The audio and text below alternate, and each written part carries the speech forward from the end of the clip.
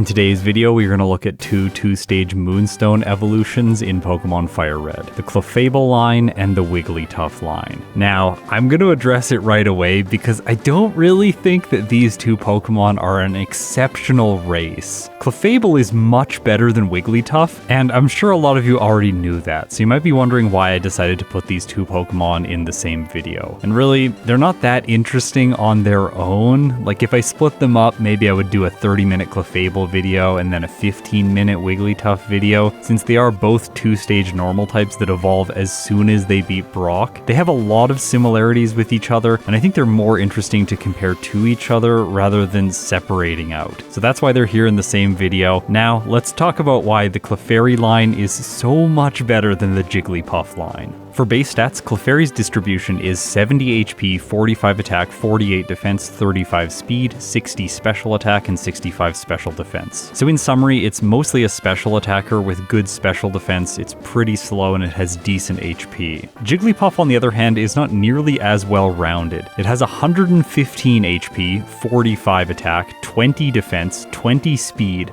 45 special attack, and 25 special defense. So it's a mixed attacker with terrible defense stats and terrible speed. Really, the only thing going for Jigglypuff is the fact that it has a ton of HP, but that's not really that good if you have low defense stats. I've heard people describe Wigglytuff before as like Chansey Light, but that isn't really true either, because in Generation 1, Chansey has amazing special, and then in Generation 2, it does become more similar to Wigglytuff, but Chansey also has Soft Boiled, so it can heal itself. Wigglytuff, I guess, has Rest, one of my favorite moves, but as far as healing goes, Rest is just not as good as Soft Boiled. Also, for Jigglypuff, the pain of this playthrough starts right away. At the very beginning of the game, it only has Sing and Defense Curl. It learns Pound at level 9, so I'm gonna have to level up using Struggle. And getting the initial experience from the rival's Squirtle in the lab is possible, but it's really tricky. The way I have to play this fight is spamming Defense Curl, so I take less damage from Tackle every time the Squirtle attacks me. Also, it's worth noting the Squirtle is faster than Jigglypuff by 1 speed, so I'm constantly moving second, which doesn't combo very well with the fact that I'm putting the Squirtle to sleep over and over again with Sing. Now, it's not all bad for Jigglypuff here. It does have a fast growth rate, so it's going to level up fairly quickly in the early game, although this growth rate only becomes the fastest out of all available growth rates once I reach level 30. Another advantage for Jigglypuff in this battle is its ability, which is Cute Charm. By the way, Clefairy and Clefable are also going to have this ability. The way it works is when the enemy makes contact with the Pokemon with this ability, there is a chance that the enemy is going to become infatuated, but it only triggers if the enemy is the opposite gender. So it's essentially Attract on contact.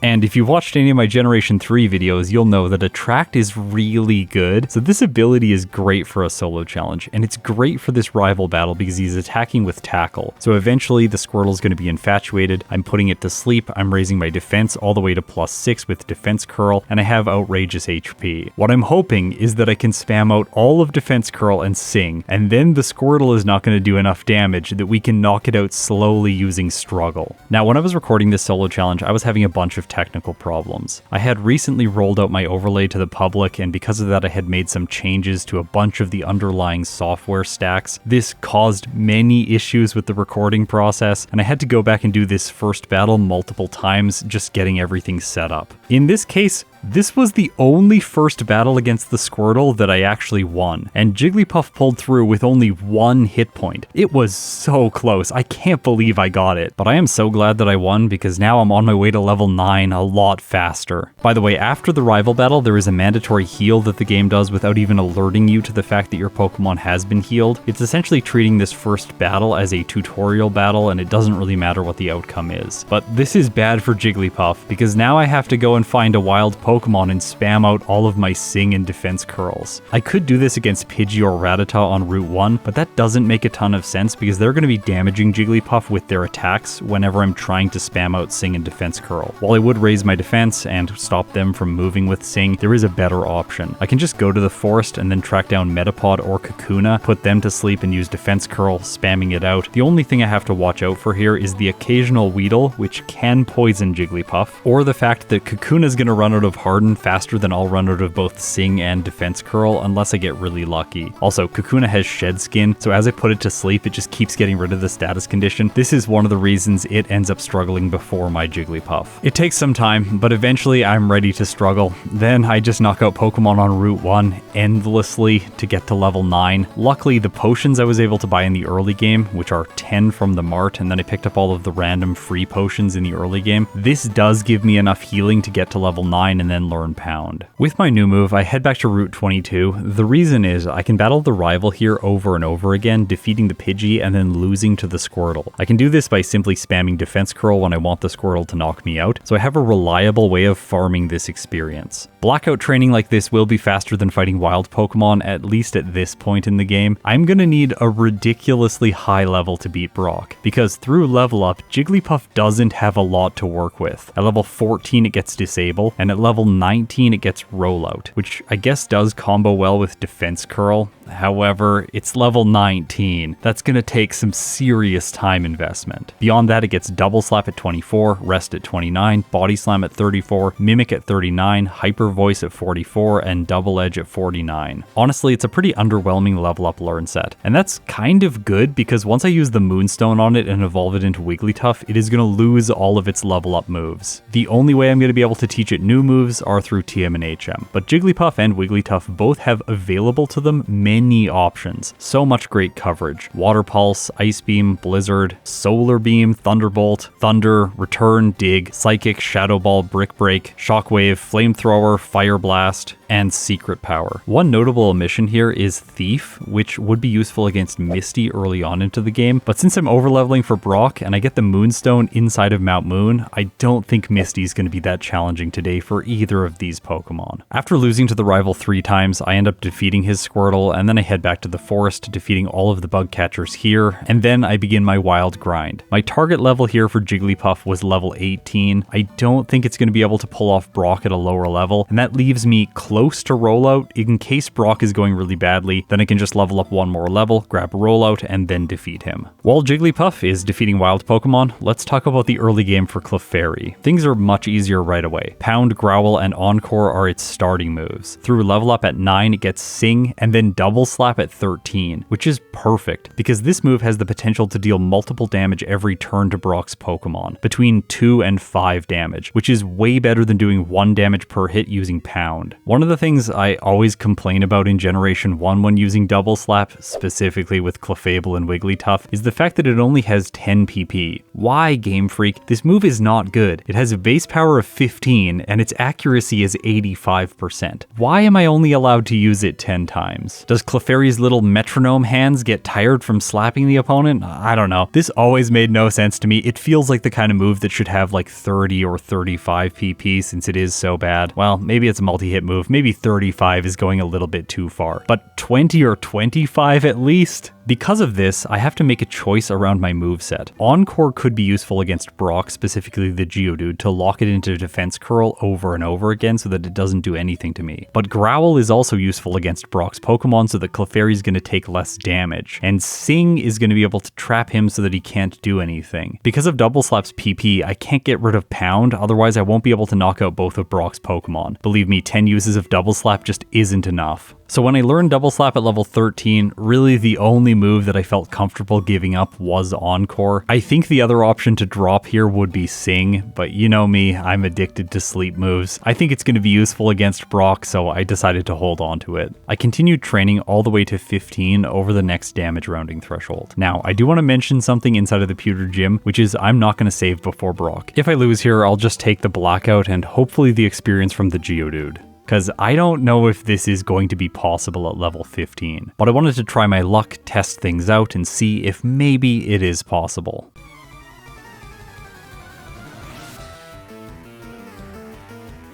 For the narration of this battle, I'm going to stay fairly high level since the turn-by-turn events that are happening are just really boring. This fight takes so long for Clefairy. The overall strategy here is put his Pokemon to sleep so that they can't attack, then use Growl to lower their attack all the way down to -6 so they do the least possible amount of damage, and then use Double Slap or Pound to knock out his Pokemon. What I'm hoping for is that the Geodude's going to hit me with Tackle, activate Cute Charm, and then become even more inconsistent as soon as possible. I'm also hoping that Double Double Slap is going to score some critical hits here and there so that I deal a little bit more damage every turn. This is another major advantage of the move. Because it rolls multiple hits per turn, I get multiple chances for additional critical hits, and they do really speed the battle up for Clefairy. But the really scary Pokemon in this fight is the Onix, not because it knows Rock Tomb or because it can attack with Tackle or because its defense is really high. I don't care about those things. The thing I'm really worried about with Clefairy is the fact that the Onix can go for Bind. Then, even if I've lowered its attack all the way to -6, or I've put it to sleep on many turns, or I have activated Cute Charm and I'm just not getting hit because of the status condition, it's still going to be doing damage to me every turn with Bind. And because it's a percentage of Clefairy's health, the damage is quite decent. In my first battle against the Onix, I get it down around half health by the time it takes out Clefairy. But this did give me hope, and I think it might have been a little bit of false hope. If I went back, I would train to a higher level to fight Brock, maybe 18 over the next damage rounding threshold. I'm not entirely sure, but it feels quite risky at level 15 because I kept losing over and over and over again. And while each one of these losses does give me roughly 1/3 of a level, it takes so long to earn that experience. It would be undoubtedly faster for Clefairy to level by fighting wild Pokemon. But you know, where's the fun in that? It's way more fun to just fight Onix over and over again and get demoralized when it beats you. But where's the fun in that? Because I can just fight the Onix over and over again, and eventually I am going to get lucky and pull through. After 4 blackouts to Brock, eventually the luck that I need aligns. Clefairy pulls through with a decent win at level 17, having 18 health remaining. Okay, so Clefairy pulled that off around 18.5 minutes. But what about Jigglypuff? Let's check in with it at this exact same time. It's still fighting wild Pokemon in the forest with Pound, Defense Curl, Sing, and Disable, and it's only level 15. This is the consequence of having to spam out so much PP twice in the early game. Now, Clefairy and Jigglypuff both have the same base attack stat, so you might be wondering why I'm not going to fight Brock at level 15, and the answer is really simple. Jigglypuff doesn't get access to Double Slap. Instead, I train all the way to level 18, which takes Jigglypuff roughly 23.5 minutes. Now, at long last, I am ready to fight Brock. The strategy here is identical to Clefairy. I do have Disable on my moveset, but it's really not that useful. I guess I could disable Bind and then avoid the passive damage, but overall, using a move that has 55% accuracy is just not something I want to do, unless the move inflicts sleep. I love that status condition. And here it is helping, preventing Geodude from moving. I eventually knock out his initial Pokemon, and I move on to the Onix with green health. That's 56 hit points for the remainder of the fight, which is pretty good. Also, my defense is maxed out. I don't have to spam Growl here like Clefairy was doing, which would waste time against the Onix, so instead I'm just putting it to sleep and then going to Pound Town. Although, if you just glance at my PP, you're gonna realize that I might be in for a problem. Jigglypuff is running short on usages of Pound. Brock's Rock Hard Snake is really capable of taking a pounding by this cute little pink puffball, but check this out, I have just enough damage to do it. I have 1 PP of Pound left over when Onix goes down, and Jigglypuff pulls through on its first fight against Brock, winning with 4 hit points remaining. Pretty impressive first fight against Brock, but pretty unimpressive Brock split overall. It took me just under 26 minutes to defeat the first gym leader. So as I said before, Clefairy is much better than Jigglypuff. It is in a massive lead right now, but everything is going to change for these two, just inside of Mount Moon. After doing a little bit of training, I head over past this ladder and pick myself up the Moonstone, which can be used to evolve both of these Pokemon. For Jigglypuff, this is really satisfying because now my stats aren't absolutely awful, but they're still badly distributed. Wigglytuff has 140 HP, 70 attack, 45 defense, and speed, 75 special attack, and 50 special defense. Because both of these Pokemon are stone evolutions, they lose all of their level up moves, so Wigglytuff just starts with Sing, Disable, Defense Curl, and Double Slap, and won't learn anything else naturally. I'll have to teach it new moves with TMs and HMs. That's okay though, because Wigglytuff still learns pretty much everything you could ever want through TM and HM. I guess the only exception is Earthquake. It might be nice to get that move, but I've found that in Generation 3 Kanto, it's not really that good of a coverage move. There are often better options, mostly just because Agatha's Ghost-type Pokemon have Levitate, so Earthquake isn't useful against her. For Wigglytuff, I make it through Mount Moon as fast as I I can, fighting only mandatory trainers after evolving. Then outside of the cave, I'm going to stop by the move tutors. They teach either Mega Punch or Mega Kick. In this case, I'm only going to learn Mega Punch in the place of Sing before heading into Cerulean City. I really wanted to hold on to Defense Curl and Rollout as well as Pound just so I have an accurate move that I can use to chip down Pokemon if Mega Punch doesn't knock them out in one hit. Okay, so the Cerulean City choice is next. Do I want to fight the rival right away or go for Misty? And I think there is upside here to fighting Misty first. Access to the Water Pulse TM is going to make all the mandatory rock Pokemon on Route 25 much easier for Wigglytuff to manage.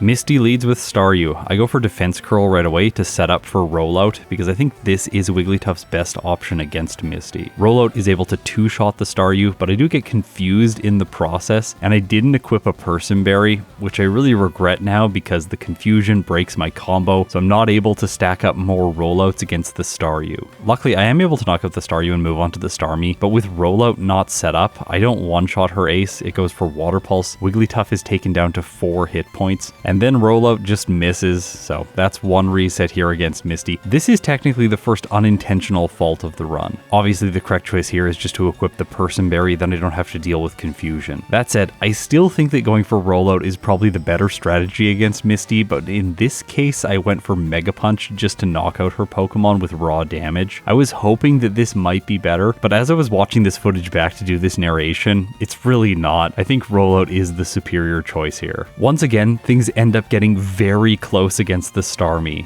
It's doing a lot of damage with Water Pulse, and it could go for Recover here, attack again, recover, attack again, and I don't think Wigglytuff would be able to defeat it going for the Mega Punch strategy. I just get lucky because Mega Punch doesn't miss, and then I'm able to finish it off with Pound, surviving the battle with only 3 hit points. I'm going to teach Water Pulse to Wigglytuff now, and Pound is definitely the only move that I should be giving up at this point. I need Mega Punch for its damage, and Defense Curl and Rollout are a combo. I don't want to give up either of them, and that is going to start causing moveset constraints throughout the next section of the game. Holding on to 2 moves, one of which is sort of useless, is not always a great choice. This is another reason I sometimes don't like relying on Rollout. If you're going to pair it with Defense Curl, then you give up 2 move slots, and that really matters, especially in a game like FireRed, where there are other good setup moves, like Substitute. But for now, it's a pretty good move. Against the rival, I could have used Rollout here or Defense Curl, but doing that against the Pidgeotto doesn't make a ton of sense when it loves to spam Sand Attack.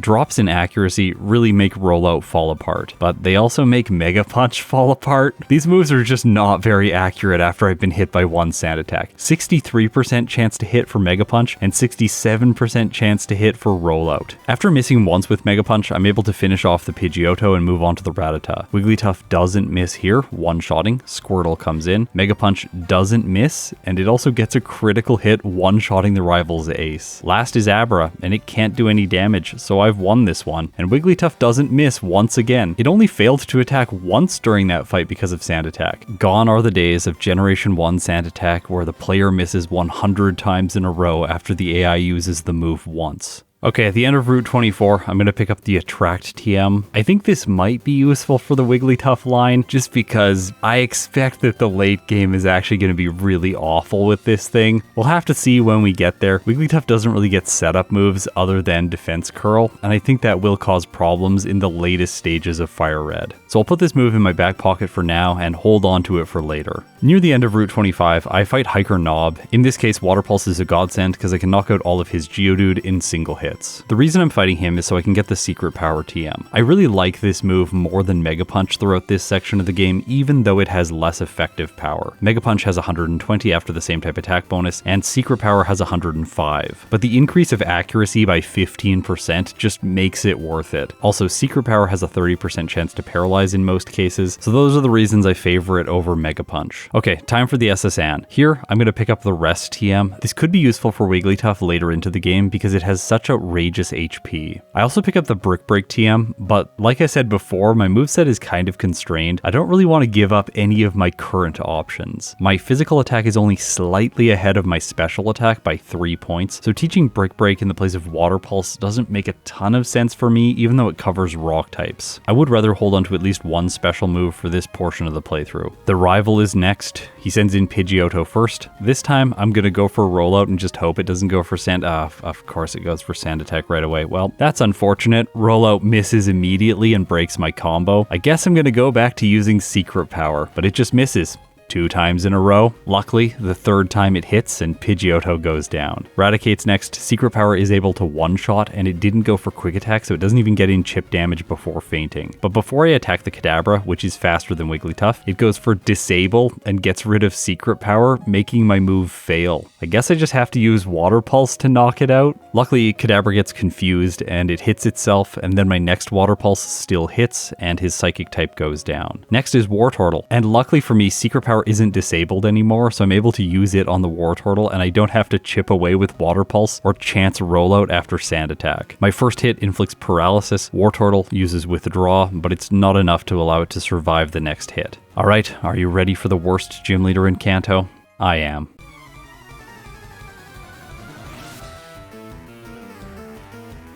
Lieutenant Surge starts with a Voltorb. I can use Secret Power here because it doesn't make contact, unlike a move like Mega Punch. This is another reason it's great for this section of the game. Without making contact, I can't trigger Static from his Pikachu or his Raichu. Now, Wigglytuff can learn Dig, so I could have taught that move prior to this fight, but I actually don't think Dig is superior to Secret Power in most cases here against Surge. The reason's pretty simple. If you have to use Dig to knock out the Raichu, then it can take time and set up Double Team, and then you just miss Dig over and over again, wasting tons of time, even if you still pull through with a victory. With Secret Power, I can just attack right away. I'm never going to get paralyzed because of Static. Sure, Surge can waste time here using a Super Potion, but in the end, Secret Power is typically strong enough to two-shot his ace. Because of Double Team, I still get unlucky. Secret Power is missing, but at least I'm not wasting the one turn underground to then miss afterwards. In the end, it's a really simple battle. I took some damage, but not enough to be scared. Wigglytuff gets a 38-minute and 44-second Surge split.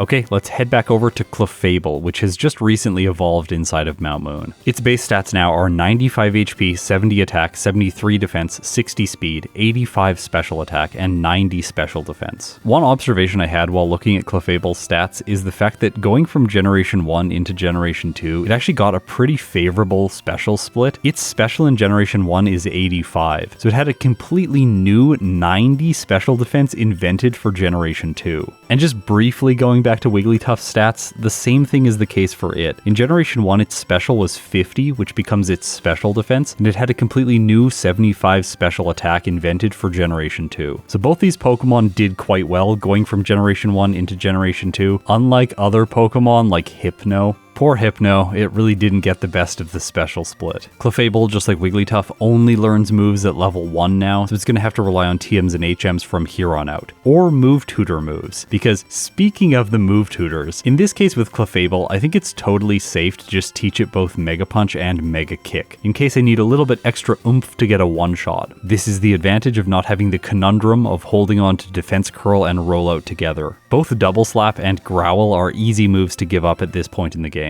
Okay, so with high special defense, unlike Wigglytuff, I don't think Clefable really has to worry about Misty. For the Staryu, I go for Mega Punch and I'm able to two-shot even though Misty went for Harden on turn 1. Next is Starmie. For maximum damage, I go for Mega Kick, hoping that I'll just one-shot. Unfortunately though, this move misses. It does have 75% accuracy. Mega Kick hits on the next turn, it does massive damage, but not enough to one-shot the Starmie, so I decide to use Mega Punch on the next turn. Now this is pretty scary, because Water Pulse takes Clefable down to 5 hit points.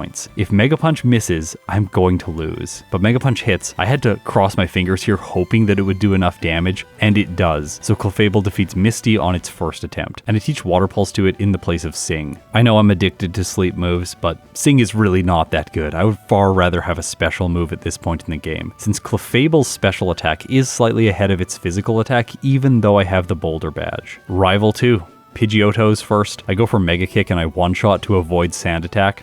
That's perfect. Next is Rattata. I go for Pound here, which does enough damage to one-shot. Also perfect. Squirtle's next. Mega Punch is able to two-shot and I don't miss. That leaves only the free Abra. Just like with Wigglytuff, I'm going to teach Secret Power right away, but unlike with Wigglytuff, I have no moveset constraints. I can teach Secret Power in the place of Pound and keep both Mega Punch and Mega Kick. Although I don't really think Mega Punch is going to be useful from here. But then I could either teach Clefable Dig after defeating the Rocket outside of Cerulean City, or I could go to the SSN and pick up the Brick Break TM and teach this to Clefable so that I have super effective damage against normal types. types, like the rival's Raticate. But as you can see here against Rival 3, I just didn't teach Clefable any new moves. I didn't want to fight an optional trainer to get access to Brick Break, and as I said before, I don't think Dig is very good against Surge. So I'm just keeping the same moveset, because Clefable is doing more than enough damage with all of its normal moves. The rival is honestly not difficult at all. Then I go up against Lieutenant Surge. In this case, I one-shot the Voltorb, one-shot the Pikachu. I miss a little bit against the Raichu because of double team, and things actually start to get slightly sketchy here. Surge has a full heal. He chips away with Shockwave as I continually miss over and over and over again, but then Secret Power connects and Raichu does go down. So I earn myself the 3rd badge, even though it was a little bit scary.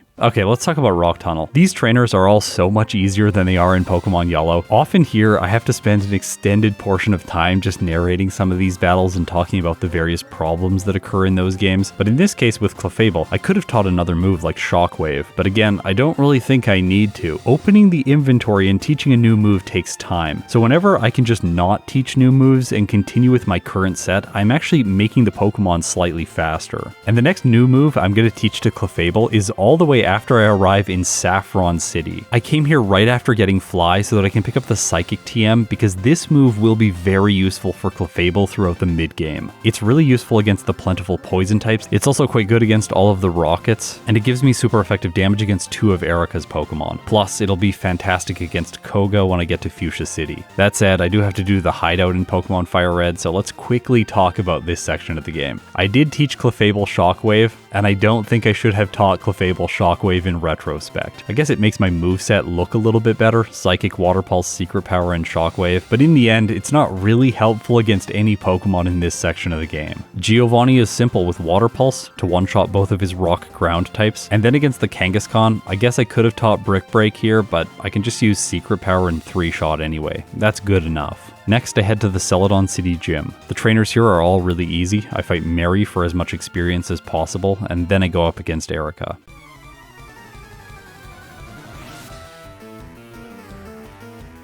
Victory Bell is first. I one-shot with Psychic. Super simple. Tangle is next. Psychic also one-shots, leaving only Vileplume. It is the most bulky of her Pokemon, so this one's able to survive. She chooses Stun Spore, which misses. Then she goes for a Hyper Potion, healing the Vileplume, but I have 2 attacks in a row with Psychic, and I don't even need them, because the first one knocks out the Vileplume. Apparently my damage roll the first time around against it was just terrible. I didn't drop special defense, so that's the only explanation as to why it survived, with a decent amount of red health, and then the second time I just completely destroyed it. Next, I fight the rival in Pokemon Tower. This is the first time that Shockwave is kind of useful. It does the most damage against Pokemon like Pidgeotto as well as Wartortle. Also, the fact that I can bypass accuracy checks with this move means that I don't have to fear Sand Attack like I otherwise would. So I guess this move does have a niche on Clefable's set, and it's not totally useless to teach it. Water Pulse one-shots Growlithe. Execute comes in next. I hate this Pokemon, it always survives. Even with Secret Power, I'm not able to knock it out in one hit. It then goes for Hypnosis, putting Clefable to sleep. I snooze for 1 turn, then I wake up, use Secret Power, and knock it out. The normal type move takes out the Kadabra in a single critical hit. Wartortle comes in, I use Shockwave, and surprisingly, I get the one-shot.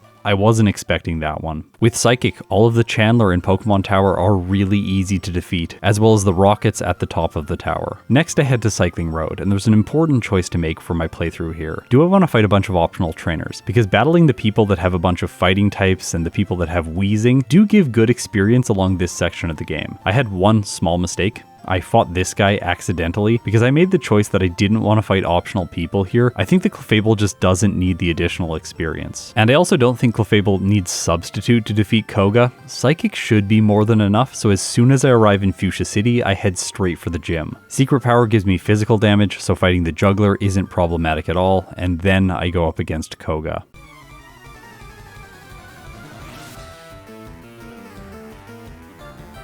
Coughing is first, one shot with Psychic. Muck is second. I assume this one's going to be a 2-hit, and yes it is. It goes for Minimize. Luckily I don't miss my second attack, and I didn't bring it to low health, so he's unable to use a Hyper Potion. With it out of the way, this fight should be easy. The Wheezing does not have self-destruct, and I one-shot the first Coughing, so the second one is also a one-hit. The only thing that could go wrong here is the Wheezing using something like Smokescreen against me, and then missing over and over again. Clefable is not yet a Fairy type, so I don't even have to worry about it using a move like Sludge. Also, then Psychic gets a critical hit and Koga's ace goes down to a single hit, so this was a really easy gym battle. Clefable's Koga split is 42 minutes and 19 seconds. That's actually scarily close to Wigglytuff's Surge split. So how far behind is the cute, lovable bunny kind of is it a bunny? I think it's a bunny. Anyways, how far behind is Wigglytuff gonna be after it defeats Koga? Well, throughout the mid game, there's all kinds of moveset problems. The obvious choice is once I clear Rock Tunnel, I'm gonna go south of Lavender Town, talk to this NPC, and get myself the TM for return. The thing is, I didn't really want to give up Rollout or Defense Curl at this point in the run, so I'm clinging to those two moves, which doesn't give me a lot of flexibility with everything else. I need to hold on to a move like Water Pulse just so I can defeat Giovanni easily in the Rocket Hideout. Because of these constraints, I don't have Psychic to take on Erika, but luckily for me, Return is going to be enough here, but I have to two-shot all of her Pokemon, so Wigglytuff is slowing down in comparison with Clefable throughout this section of the game. And the consequences of these choices continue against the rival. I'm trying to use Rollout for super effective damage against the Pidgeotto in combination with Defense Curl, but then I get hit by Sand Attack, my favorite move. Luckily, Rollout still does a pretty good job one-shotting the Growlithe as well as the Execute. It misses against the Kadabra, and then the Psychic type just starts spamming Kinesis, lowering my accuracy even more. Return continues to miss, which is really frustrating. I'm at -3 accuracy now, which means I have a 50% chance to hit on any given turn. Luckily, I do knock out the Kadabra before my accuracy is lowered anymore. I move on to the Wartortle, and I hit 2 times in a row, finishing off his ace. So no real problems in this battle, it was just slower than Clefable's was. Once arriving on Cycling Road, I had started to question my choices of running Wigglytuff with the current set. Holding on to Defense Curl and Rollout is just starting to seem like a terrible move. After all, just around the corner, I'm gonna need to teach Substitute. This is by far the best move in Generation 3.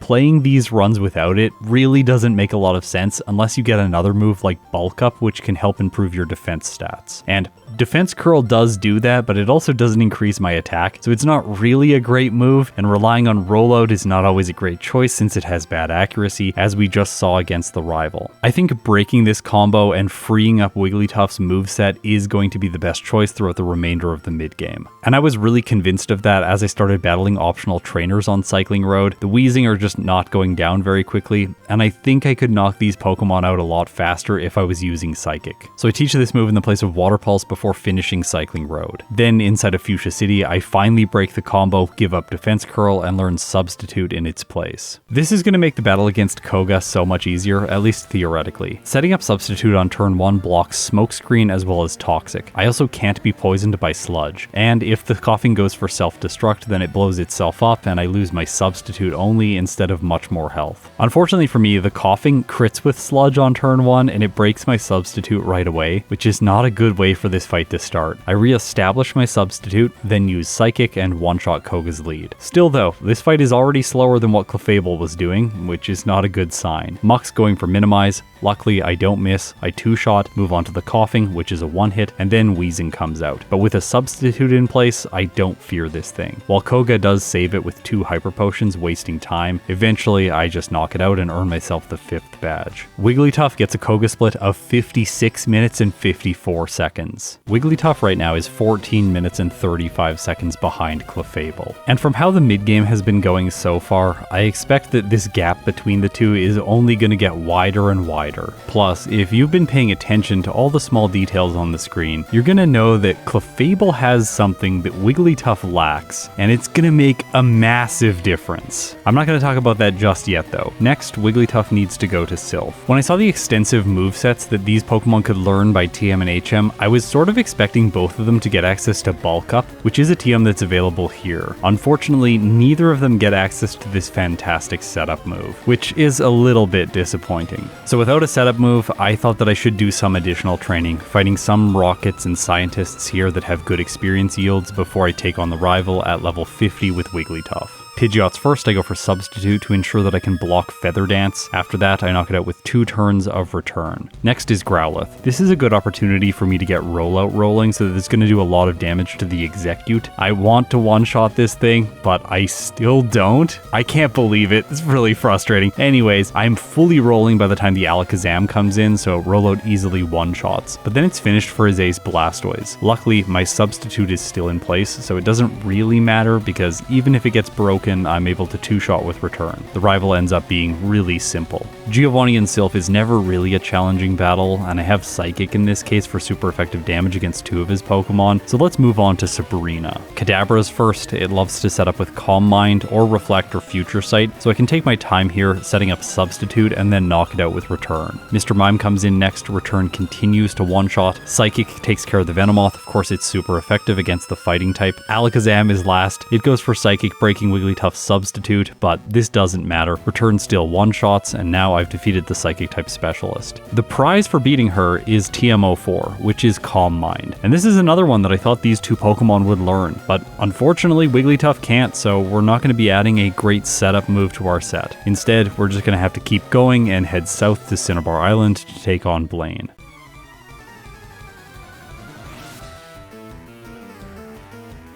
Two of his Pokemon have Intimidate, the Growlithe and the Arcanine. This is a little bit annoying because my attack gets cut right away, but one thing we need to know about stage modifiers is how much they modify a stat by. In Generation 3, the way it works is every time a new negative stage modifier is added, the denominator of the fraction increases by 1. The numerator of the fraction is always 2, and the denominator starts at 2. So right away, there's no modification. Then we go to 2/3, which is a 1/3 reduction in our attack stat. But remember that Rollout doubles in power every successive hit. So with Rollout, I'm actually still gaining damage even as I take Intimidates. Because of this, if I just set up Rollout on the Growlithe, I can then one-shot all of his remaining Pokemon even after the Arcanine comes in and intimidates Wigglytuff once. The only downside here is if Rollout misses. In a case like that, I'm sure that Wigglytuff would just instantly lose. Fire Blast would probably do a lot of damage since Wigglytuff does not have good special defense. But I didn't miss, so Blaine is defeated on my first attempt. And from there, we only have one gym leader left. It is Giovanni, but normally he's not the most difficult trainer inside of the Viridian City gym. Typically, Warren causes more issues. His team is kind of stacked. 2 Marowaks, 1 Rhyhorn, a Nidorina, and a Nidoqueen. Often Poison Point causes issues for Pokemon, but today Wigglytuff doesn't have to worry about that, since it's exclusively attacking with Psychic. Giovanni, the worst gym leader. He is absolutely terrible. He has 2 Rhyhorns in FireRed. I was expecting to one-hit pretty much everything, but the Nidoqueen survives and does go for Earthquake once. Then I knock it out. Nidoking has less special defense, so it's a one-shot. Dugtrio gets taken care of by a single return, although it does have more speed than Wigglytuff, so it does a little bit of damage first. That's kind of funny. In this game, his Dugtrio is a lot slower than it is in Yellow version because it's at a lower level, similar to Red and Blue. And the final Rhyhorn also takes multiple hits to knock out, but still Giovanni is incompetent and can't get anything done. Wigglytuff finishes the gym challenge in 1 hour, 8 minutes, and 57 seconds.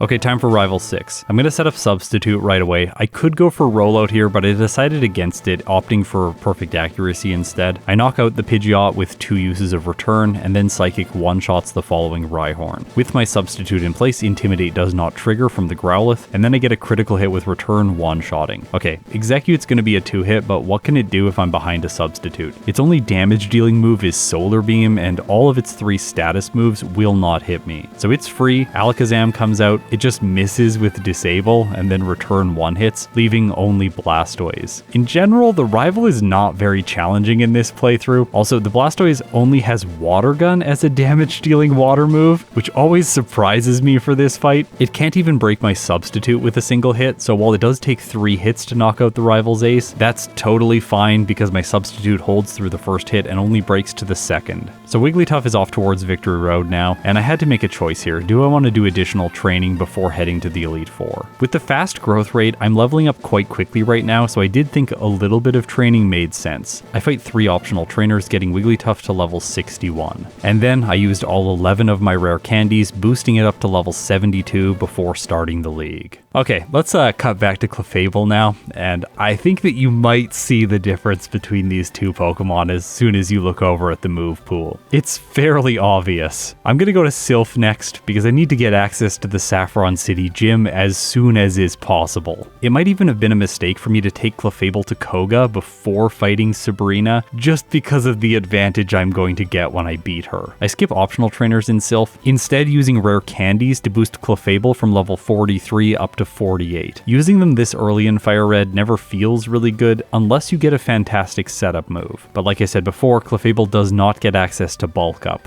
I'm gonna have to just purely outmuscle this rival, or outspecial this rival. I set up Substitute on turn 1, and then from there I'm mostly gonna be using Shockwave, Psychic, and sometimes Secret Power, like against the Execute. But with a Substitute in place, it can't do anything to me. Secret Power is also powerful enough to one-shot the Alakazam, and then I move on to the Blastoise, which is essentially the same as the previous one, although it lacks Rain Dance, but it still only has Water Gun, so I don't really have to worry about it. Clefable pulls through, and maybe I didn't even need to use the rare candies here. I just wanted to ensure that I would win. Giovanni's easy, then I head to Sabrina's gym. I completely stomp her using a combination of Substitute, Secret Power, and Psychic, of course, for the fighting type Venomoth. And with her out of the way, Clefable gets the best move it's going to have access to in this entire playthrough. It, unlike Wigglytuff, can learn Calm Mind. I don't know why. It seems like both of these Pokemon should have gotten this move, and I actually took a double take when I first checked their movesets, thinking that maybe something was just like wrong with Bulbapedia, maybe something was wrong with my software. No, Wigglytuff just can't learn this move. Game Freak,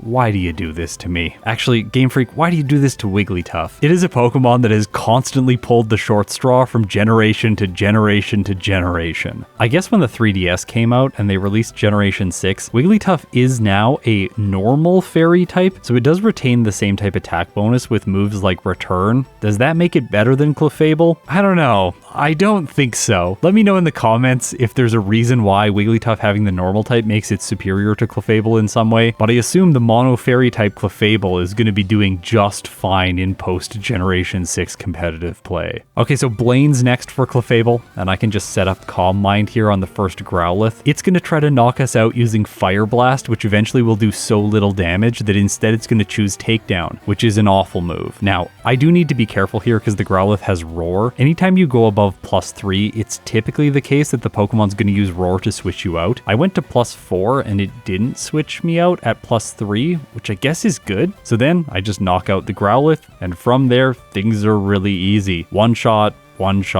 and one shot. Giovanni.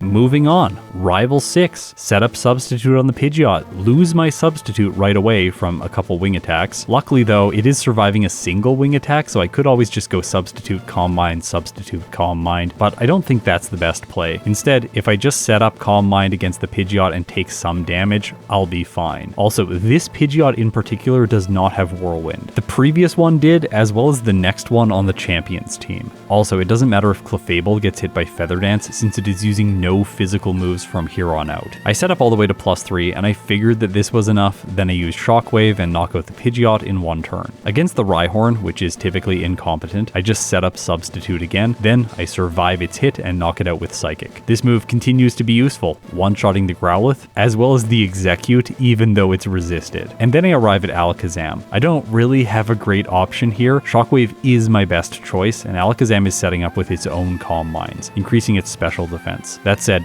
I'm still just able to two-shot with Shockwave, move on to the Blastoise. Here I have super effective damage, and I'm not able to one-shot, but it just goes for Water Gun. And after Calm Mind, my Substitute's special defense is really high, so it doesn't break, and then I knock out his ace. For Clefable, because we get access to Calm Mind, a ridiculously broken move, I am going to skip all training in Victory Road. I want to really emphasize how good Calm Mind is, so let's look at my current tier list. The top-ranked Pokemon is Mewtwo, which gets access to Calm Mind. Hitmonlee is in second place, it gets access to Bulk Up, and then in third place is Mr. Mime, another Calm Mind user. Also, the reason Hitmontop and Hitmonchan are up here is because they also get access to Bulk Up, and then Poliwrath is another Bulk Up user. The first Pokemon that doesn't have access to a setup move is Gengar, and I would be surprised if Clefable doesn't outpace it today. I'm pretty sure with Calm Mind, it's gonna secure a position in the A tier or the S tier. Although because of its slowish Brock split and the current time on the clock, I don't think it's quite gonna make it into the S tier. I think that would change, however, if we started fully evolved and we didn't have to evolve from Clefairy. Having access to Metronome at the beginning of the game does give us an unreliable solution for Brock, and if you want to see just how unreliable that solution is, please check out my 3 streams that I did with Clefable in Pokemon Red. I Gen 1 missed with Mega Drain 2 times when fighting Brock. It was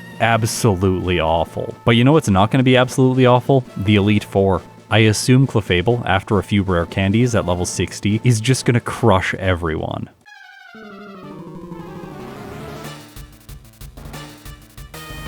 Lorelei's first. Now, it would have been nice to buy Thunderbolt by this point in the playthrough to have a little bit more damage, but when you have Calm Mind, this doesn't really matter. Set up with Substitute, then set up with Calm Mind. The Dugong's not going to break my Substitute easily because it's only attacking with special moves. From there, once I get to +5, Shockwave is more than enough to manage all of her water types. The only Pokemon here that I was worried about surviving is the Jinx, and it could potentially go for Lovely Kiss. To counter this, I should have gone for Substitute on turn 1, but in the end, Shockwave just has enough damage and Jinx goes down anyway. Bruno, yeah, I have Calm Mind and I have Psychic, so Substitute turn 1 against Onix, which is trying to speed control me with Rock Tomb. I'm not a Fairy type, so I don't need to worry about Iron Tail. I just need to worry about setting up too much and then having Onix go for Roar, but +2 should be good enough. From there, Psychic one-hits absolutely everything. Agatha.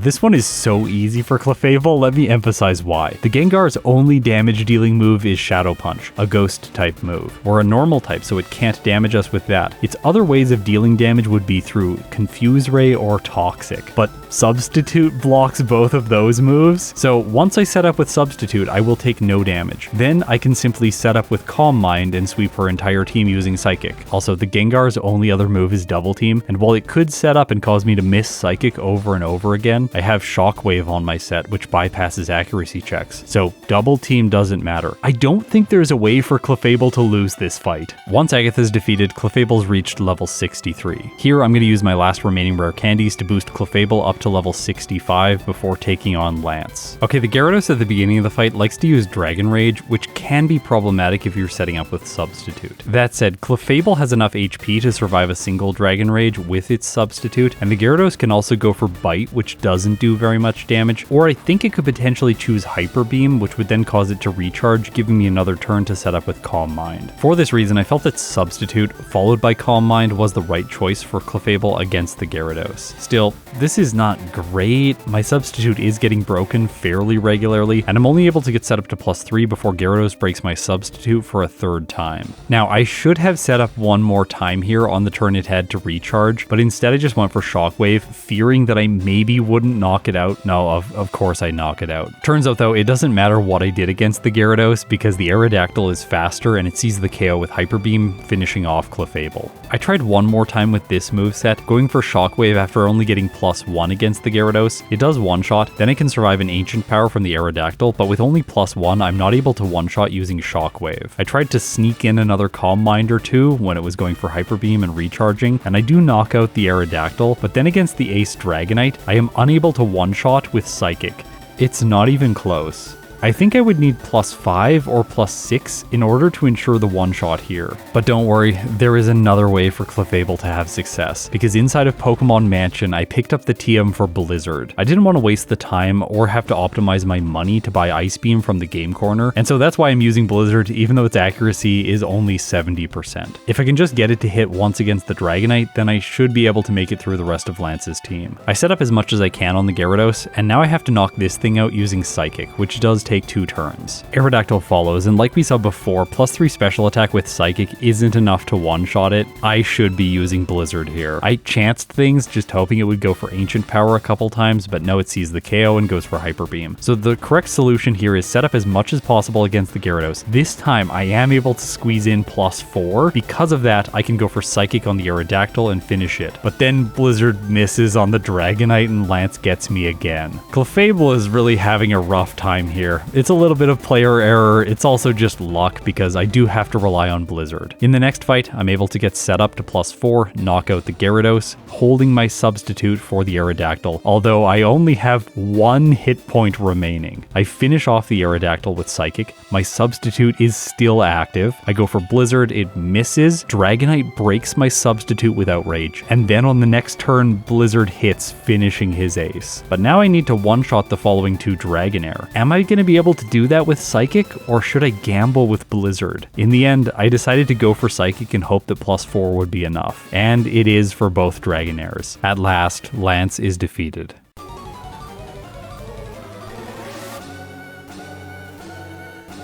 Alright, time for the champion. In this case, substitute against the Pidgeot so that it fails with both Feather Dance or Sand Attack. I need to be careful here and not setting up past +3, but I am faster than the Pidgeot by 5 speed, so I can set up 2 +3 and then knock it out. Alakazam comes in next. In this case, I'm going to chance Blizzard for neutral damage. Luckily it hits, and Alakazam goes down in 1 hit. Executor comes out next. I'm going to continue using Blizzard here. Once again, a hit, so the Grass type faints, and then Rhydon comes in. I don't think I need Blizzard. Psychic should do enough damage, and in this case it does. Arcanine comes out next, and that's a problem because I can't one-shot it using Psychic, so it goes for Roar, switching in one of my HM users. It might have been worth depositing my HM users, although I don't like to do that because it does take time. Instead, I have to switch Clefable back in. It's lost all of its setup, and it also doesn't have a substitute anymore. The reason I don't deposit my HM users is because then in the post-game, I have to withdraw them from Viridian City, which takes a little bit of extra time. I have to walk all the way north on Route 1. If I can avoid that time loss for the post-game portion, I like to do it, but I don't think that was the right choice here, because while I am able to knock out the Arcanine, the Blastoise that comes in next no longer just has Water Gun, so it's going for Hydro Pump.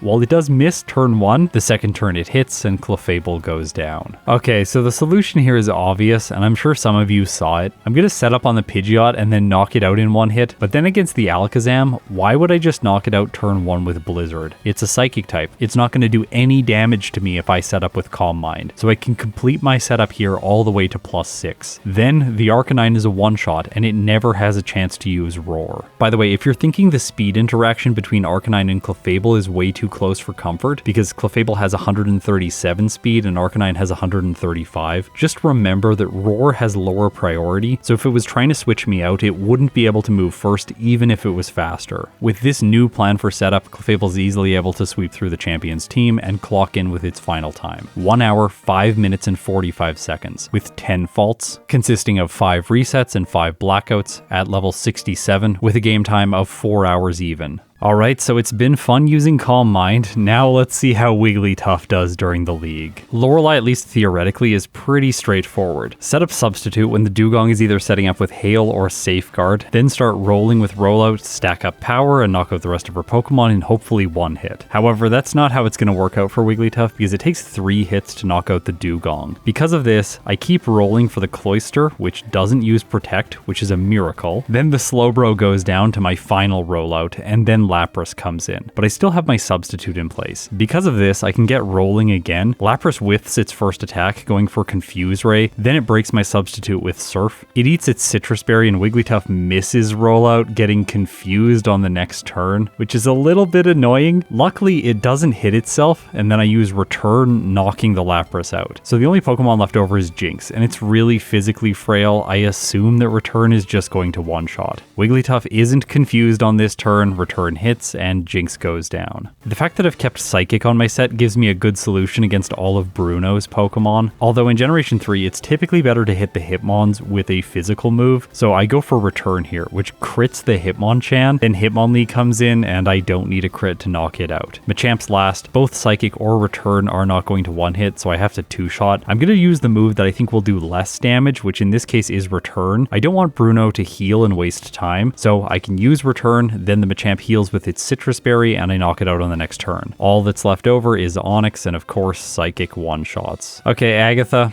this one is easy, just like with Clefable, even though I don't have the ability to set up. Still, Psychic can one-shot the first Gengar, it one-shots the Golbat, as well as the Arbok that follows. From there, the Gengar attacks first because it is faster, but I can still just one-shot with Psychic, so her team ends up being a very easy clean sweep for Wigglytuff.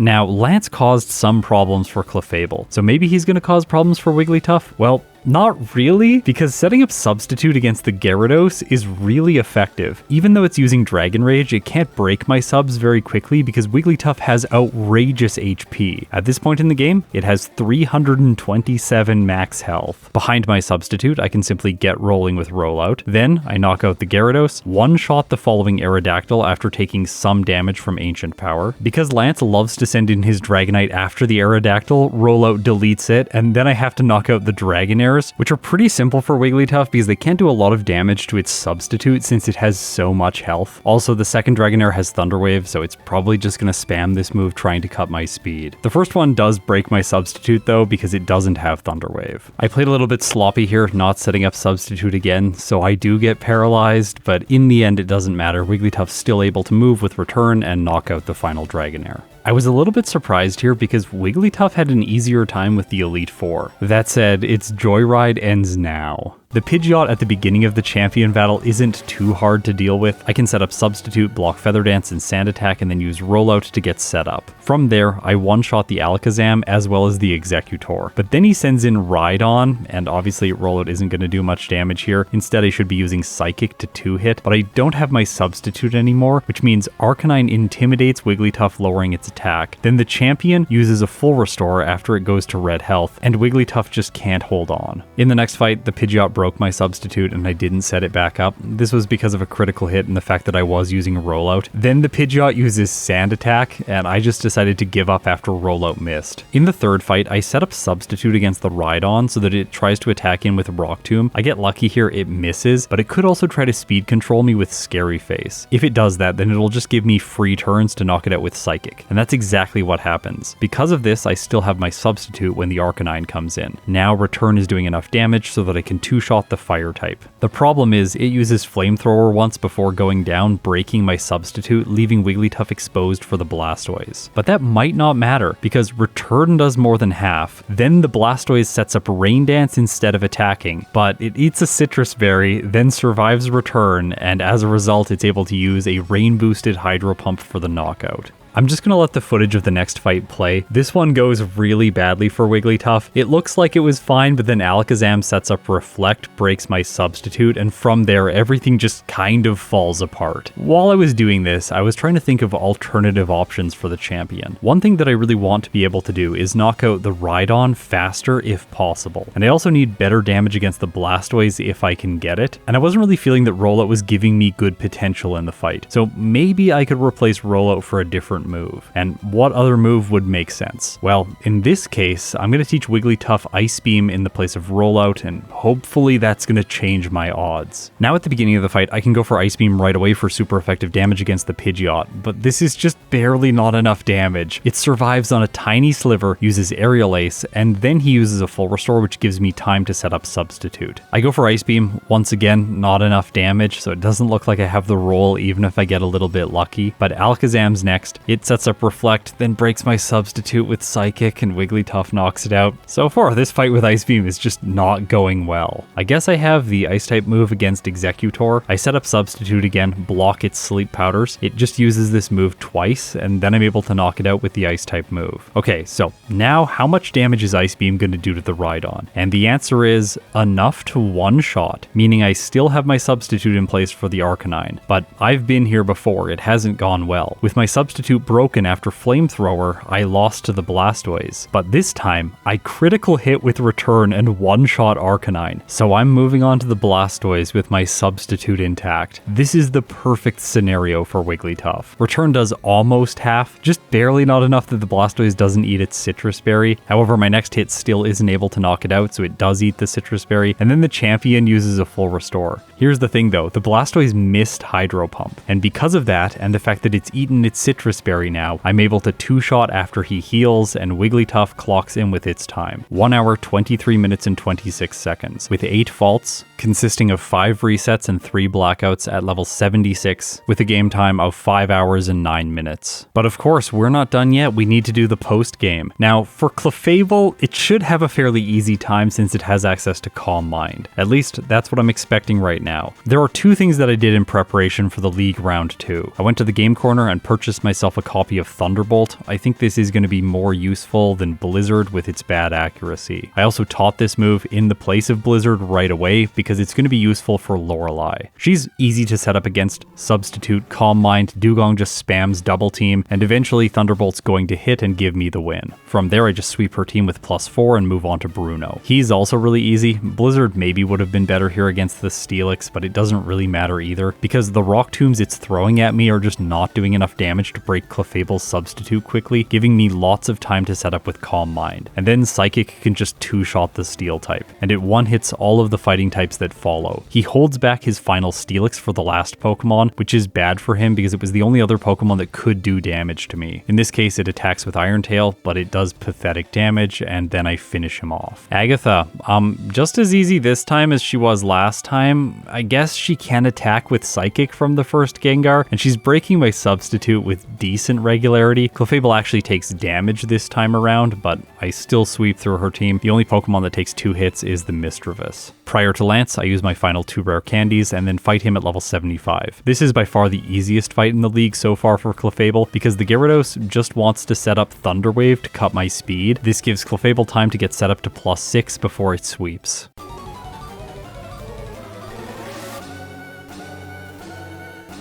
Now, you might want this to be a tense final battle, but it's really not going to be. The Heracross can't break my substitute with Rock Tomb, and you might be worried since it's a fighting type, but its only fighting type move is counter, and that doesn't matter if I just don't attack it with physical moves, and I can't because Clefable is a special attacker now. Instead, I just consistently set up substitute every time it breaks it with Rock Tomb. While my substitute is in place, I do the Calm Mind thing as you've come to expect, and then at +4, I decide that this should be enough to sweep. He sends in Alakazam next, so I can just take my time here setting up more Calm Minds, re-establishing substitute, and then going for Thunderbolt at +6. It's not enough to one-shot, but that doesn't matter. Even if this portion of the fight takes a little bit of time, from here things should get much easier. Well, kind of. Executor is next. It resists my attacks, but still I can two-shot with my ridiculous level of setup. Tyranitar comes in next. The only option is Thunderbolt. It doesn't one-hit. I take some damage, he uses another full restore, and then I knock it out. Arcanine goes down to 1 hit, and so does the Blastoise. Clefable finishes the post-game in 21 minutes and 21 seconds. With 0 resets at level 77. It finished the game with a cumulative game time of 5 hours and 24 minutes.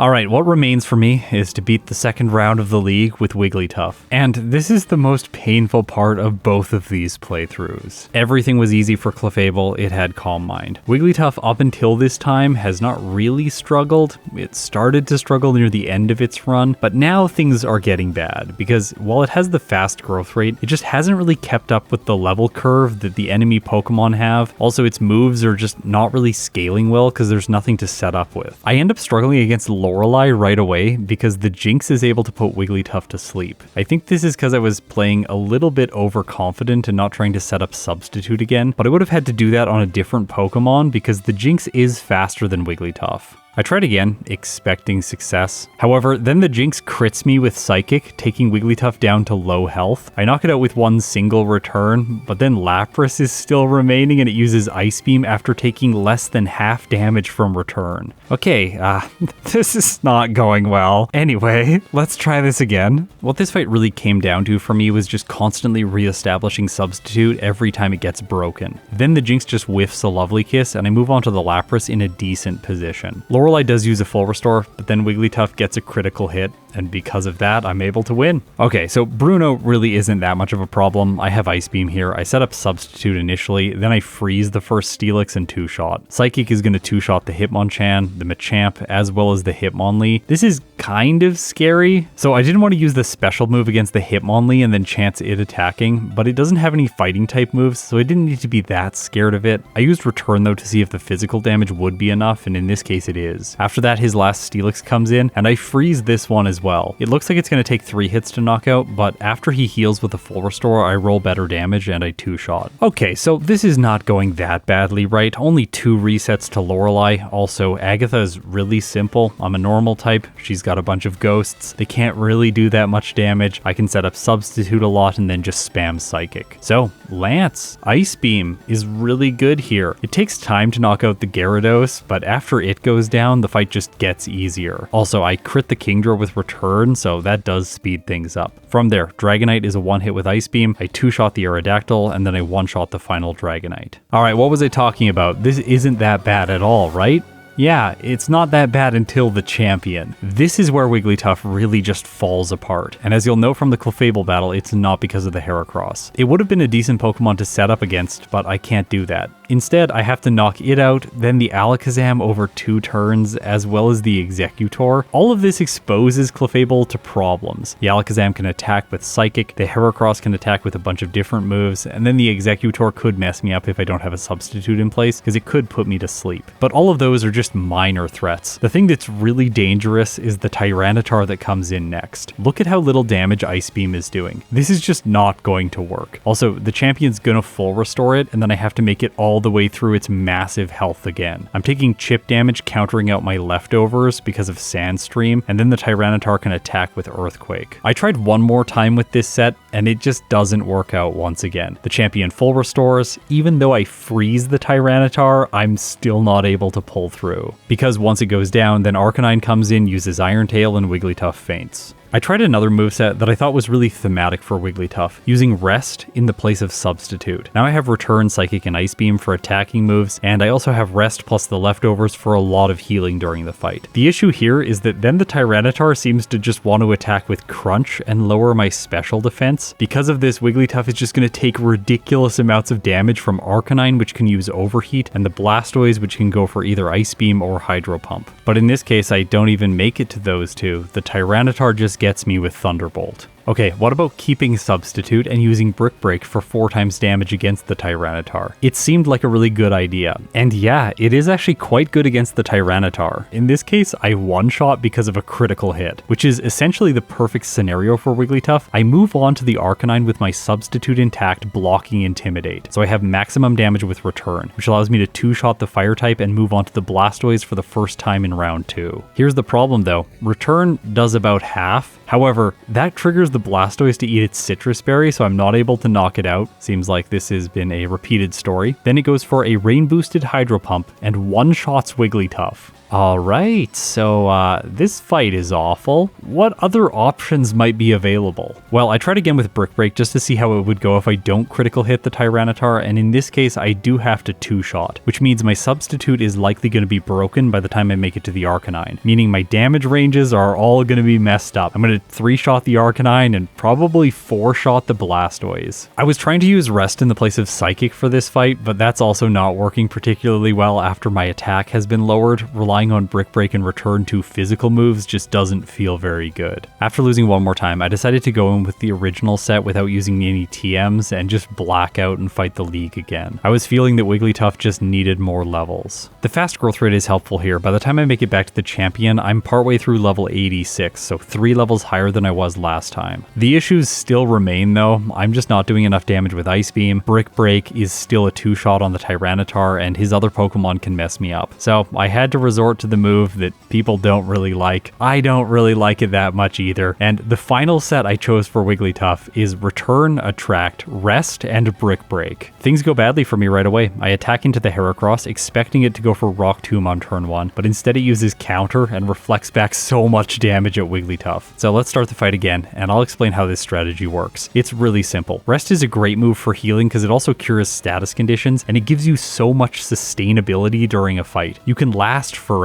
Now, its one big downside is the fact that you have to wake up from sleep after using it. But by using Attract first, then when I have to wake up from sleep, it is likely that the enemy is not going to hit me on every single turn, giving me a higher probability of then using one attack before having to rest again. This is how I intend to solve Pokemon like Tyranitar, Arcanine, and maybe even the Blastoise, although that one I would like to just prevent from attacking altogether with Attract. I figured that this strategy was going to take some time to work, but in this fight, it just ends up playing out well. I use Attract, use Rest a bunch, Blastoise does essentially nothing, and then I critical hit with Return, clocking in with my post-game time, 41 minutes and 45 seconds, with 11 faults, consisting of 10 resets and 1 blackout. Wigglytuff finished the game at level 87 with a cumulative game time of 6 hours and 54 minutes. Okay, so in the post-game, Clefable was almost twice as fast as Wigglytuff. It is so much better in the late game, and that really is because of the strength of Calm Mind. I have no doubt that Wigglytuff would perform similarly if it was given Calm Mind, even though its stats aren't nearly as optimally spread. So today for the post-game tier list, Clefable earns itself the second spot in the A tier just behind Sandslash. This is not the best performance for a Calm Mind user, but it is still quite strong. Wigglytuff, on the other hand, didn't perform well. It earns itself a spot behind Arbok in the E tier, just ahead of Hypno. By the way, if you're wondering why Hypno was so bad, it's because it was slow and it couldn't outspeed Agatha's Gengar, which caused it so much pain. Honestly, if I play Hypno again, it's going to do a lot better because I'll be able to use Natures, and boosting its speed will solve so many problems in the second league. Now let's jump over to the first playthrough tier list. Clefable earns itself an A tier placement behind Mr. Mime and Hitmontop. Honestly, Hitmontop really had a big glow up between Generation 2 and Generation 3. I assume when I play it in Generation 2, it's going to be quite bad. I'll have to get around to that probably next year. I'm not really looking forward to it. Okay, moving on to Wigglytuff. It didn't perform that badly in terms of first playthroughs, largely because a lot of these results are getting kind of stale. Its time of 1 hour, 23 minutes and 26 seconds earns itself a placement in the C tier, behind Omastar and Snorlax and ahead of Nidoking, whose result is really stale at this time. I definitely need to replay it. And if I start fully evolved, it's going to do extremely well. But in these playthroughs, I'm evolving as I go. Single stage Pokemon definitely have an advantage. And I think that's another reason why Pokemon like Mewtwo and Mr. Mime are at the top of the tier list, because they start fully evolved. They get their best stats right at the beginning and they have great moves throughout the entire playthrough. And Pokemon like Hitmonlee, Hitmontop, and Hitmonchan also had that advantage, elevating their results because they are essentially single stage Pokemon within this format. So Wigglytuff ends up being a kind of middle of the pack Pokemon. As we would expect, it's a normal type with decent coverage, but its stat spread is just kind of awful. Whereas Clefable ends up being the superior Pokemon with a balanced stat spread which really lends to this format. It has incredible coverage and it even gets Calm Mind. So today Clefable's the winner, and I'm sure we were all expecting that. If you support me on YouTube through memberships or on Patreon, thank you so much. It means the world to me. Now, if you've made it this far, you're incredible. I'll see you in my next video.